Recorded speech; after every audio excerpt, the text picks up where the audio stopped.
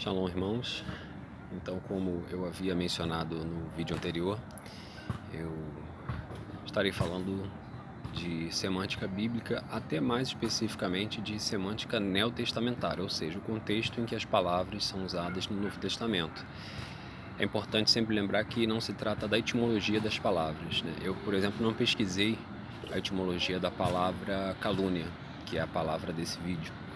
Mas hoje, por exemplo, no nosso contexto, a calúnia é um crime de acusação de crime, é uma falsa acusação de crime, né? Mas no contexto neotestamentário, na semântica neotestamentária, a calúnia é simplesmente falar mal de uma pessoa na ausência dela.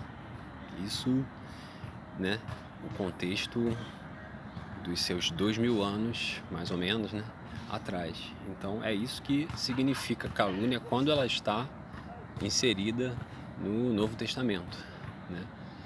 É você falar mal, maldizer, né, que também tem bastante nas cartas de Paulo, né?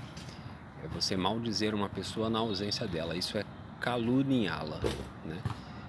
Mas no nosso contexto, quando a gente fala normalmente de calúnia, né, você está falando, na verdade, de um crime, né? Mas aí depende de com quem você está conversando. Se você está conversando com um juiz secular e o assunto é uma acusação de calúnia, você está falando de uma falsa acusação de crime contra a sua pessoa, por exemplo.